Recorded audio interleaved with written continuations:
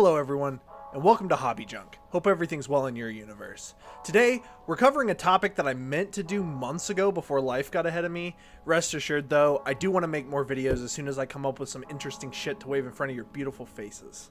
So, the Super Famicom. Yes, this is a trilogy. Specifically, we're talking about Super Famicom games, and even more specifically, these. We've discussed in the past how much cheaper Super Famicom games can be over the American counterparts, like this copy of Chrono Trigger with a yellowy mess of a label. For example, here's a US copy, and here's a Japanese copy in much better condition than mine for less than $20. The reason it's so much cheaper is RPGs in Japan were the equivalent of sports games in the US. Unlike here in Freedom Land, JRPGs, or as they're known across the Pacific, RPGs, were very popular in the mainstream, so a lot more copies were produced there versus here where they were more niche. This is great if you want to buy a copy, but there's one drawback. They're in Japanese. Unlike platformers or action games where really only the title screen and level names are in Japanese, JRPGs are extremely text heavy, making it incredibly difficult and bland, if not near impossible to play through unless you're a gigaweeb. There are a few workarounds however.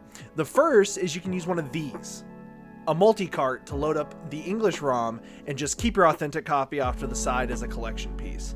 This is fine, but doesn't completely scratch the itch for me like slotting in an authentic cart.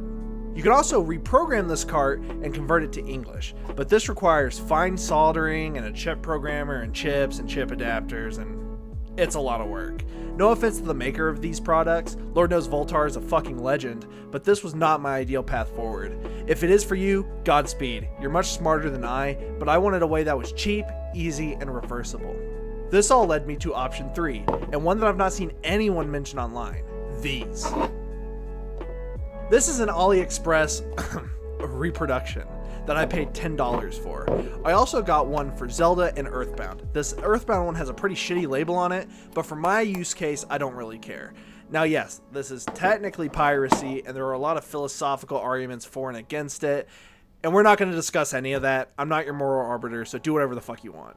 These carts are the US versions, so this won't fit in a Japanese Super Famicom, but the board inside this and this are identical, so we can just swap them, play this with the English board, and keep the Japanese board safe and sound in this one. To do that, you'll need one of these. Was that enough thises and these? These are commonly known as game bits because they are so widely used on Nintendo carts and consoles, but they are technically security bits. And for gaming, there's the 3.8mm and the 4.5mm sizes. For carts, we'll be using the 3.8mm one. If you're into older consoles, these are a must-have for maintenance, cleaning, repairs, and all that good shit. This stuff isn't getting any newer, so take care of it the best you can. You probably understand the concept of unscrewing a screw, so I'm going to cut and we'll take a look at the boards. Okay, we're back, and as you can see, we just need to lift off the front shell here. Now, these repro carts have a shorter board than the real ones, but this bottom section is the important part. One really interesting part of these repros is that the batteries aren't soldered on, so if they ever die, you can just swap them yourself. This is awesome because these long RPGs are the games where having reliable saving is the most important. I didn't know this before I ordered them, so this is a surprise, to be sure, but a welcome one. Let's go ahead and swap these boards. And I'll cut to once everything's been screwed up. Screwed up. And I'll demonstrate real quick that these carts work.